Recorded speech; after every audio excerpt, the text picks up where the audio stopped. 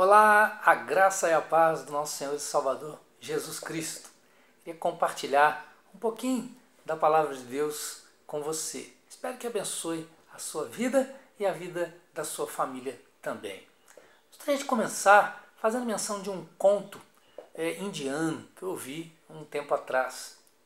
Havia um sultão que possuía 4 esposas. E esse sultão, esse rei, ele recebeu um terrível diagnóstico. Ele iria morrer. Ele estava muito doente. Então ele chamou a sua 4ª esposa, a que ele gostava mais. Ele se dedicava a ela, comprava para ela os melhores presentes. Então ele fez a seguinte pergunta para ela: você pode me acompanhar depois que eu morrer? Você vai comigo? Ela disse: não, eu não posso acompanhar você. Chamou então a sua 3ª esposa, e ele também gostava muito dela, inclusive ele a exibia nas suas festas, ela era bonita. Então ele fez a mesma pergunta: depois que eu morrer você pode me acompanhar? Ela disse: não, eu não posso te acompanhar, inclusive depois que você morrer eu vou me casar novamente.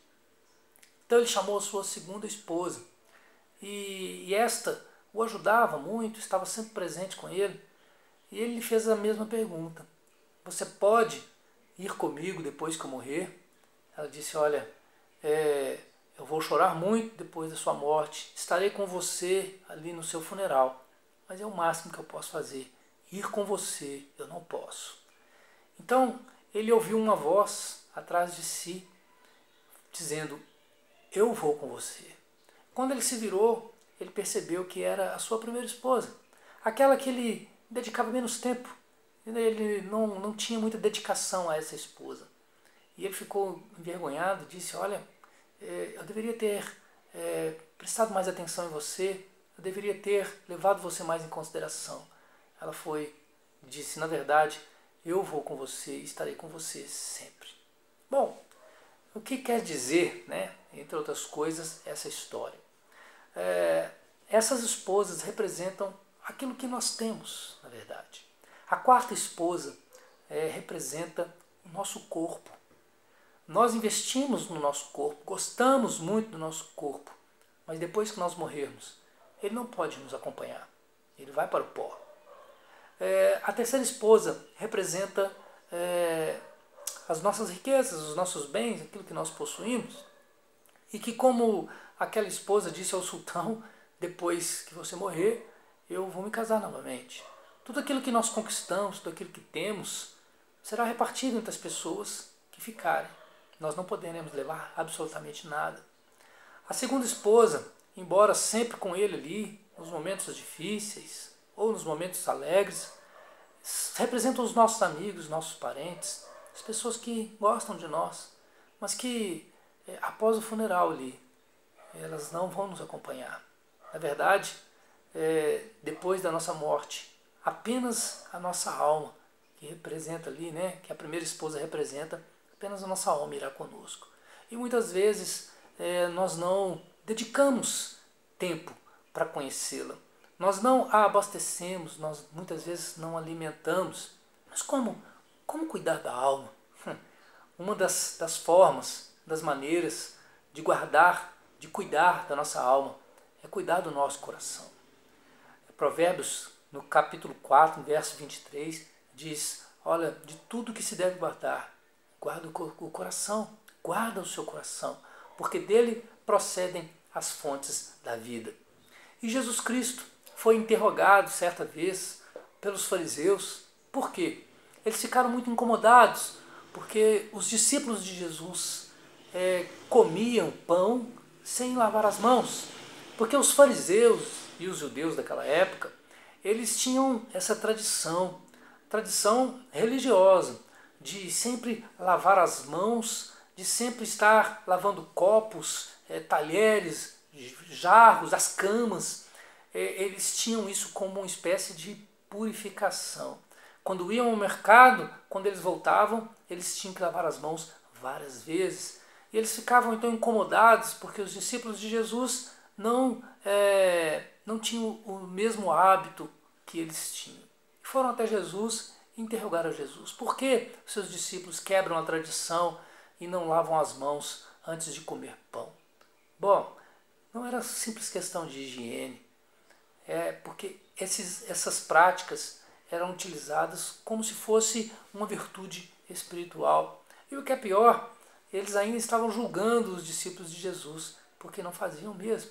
Isso com certeza indignou Jesus, que diz para eles, olha, vocês invalidam a lei quando vocês julgam as outras pessoas, vocês invalidam a lei quando vocês transformam essas práticas em rituais e acabam prevalecendo sobre a fé, sobre a misericórdia. Inclusive, aquilo que poderia ser utilizado para abençoar os pais, eles utilizavam um mecanismo, diziam que era corban, que era algo que era consagrado ao Senhor, e eles não poderiam ajudar os pais financeiramente. E de mais a mais, Jesus disse que, olha, aquilo que contamina o homem não é o que entra, mas é o que sai. E os seus discípulos ficaram também intrigados, eles não entenderam muito bem. Depois perguntaram a Jesus o que significava aquilo. Jesus até deu uma certa indignada com eles e disse, olha, vocês também não entendem? Aquilo que o homem come, aquilo que é exterior, aquilo que entra, o corpo não utiliza. Se o corpo estiver em perfeitas condições, ele não utiliza e joga fora. Mas aquilo que sai, aquilo que está no coração do homem, isso sim é capaz de contaminar o homem. Jesus então, ele começa a dizer algumas coisas muito importantes a respeito do coração. Ele diz, olha, tome muito cuidado, porque o que está no coração é que contamina. Quando aquilo que está no seu interior e que não é bom é exposto, é exposto em práticas, é exposto nos relacionamentos, nas palavras, nos pensamentos, isso sim contamina e faz mal a pessoa e aqueles que estão à sua volta. Então Jesus relacionou maus pensamentos, adultérios, prostituições, homicídios, furtos, avareza, maldades, engano, dissolução, inveja, blasfêmia, soberba e loucura.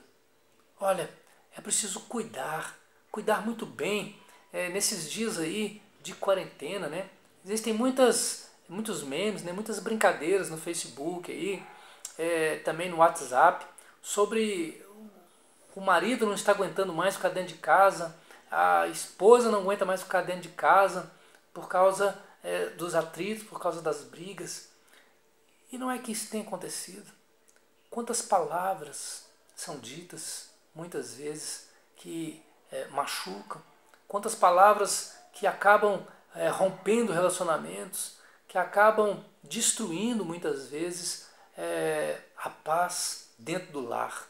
Vigie, tome cuidado, faça com que aquilo que está no seu interior possa abençoar as vidas. E aí é óbvio, fica aquele questionamento, mas como eu posso melhorar o meu interior? Como eu posso ter coisas boas, sadias, espirituais, abençoadoras, para poder me relacionar bem comigo mesmo e com o meu próximo? Olha, a resposta é simples. Você tem a mente de Cristo. Se você não tem, você precisa ter. E como ter a mente de Cristo? É preciso nascer de novo. É preciso ter uma experiência de arrependimento, de transformação de natureza, através da fé no sacrifício de Jesus na cruz do Calvário. Mas você pode, mesmo sendo filho de Deus, estar com problemas no seu coração. Sabe por quê? Por causa do seu alimento.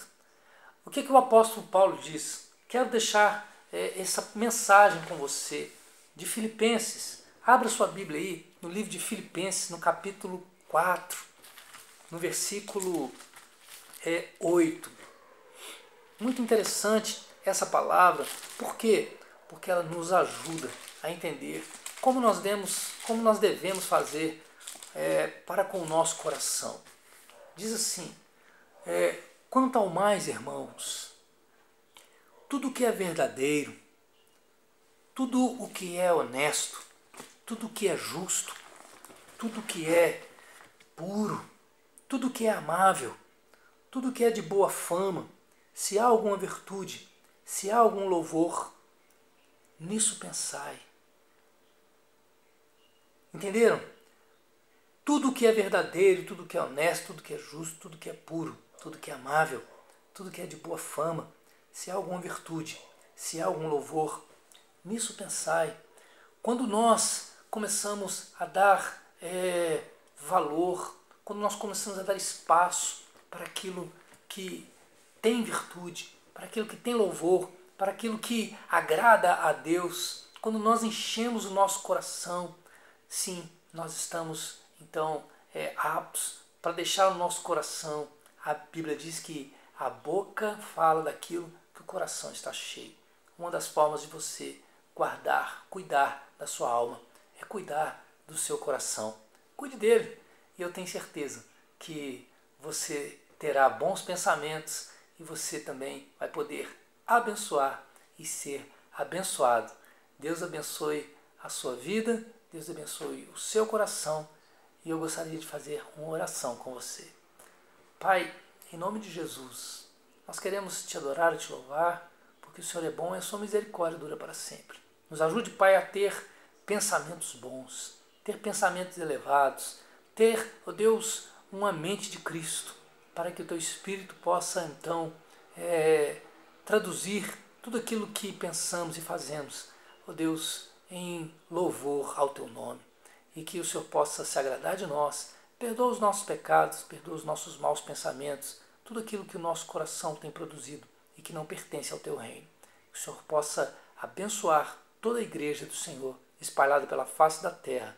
Nos ajude a pensar e agir melhor. Em nome de Jesus. Amém. Deus abençoe a sua vida. Até a próxima.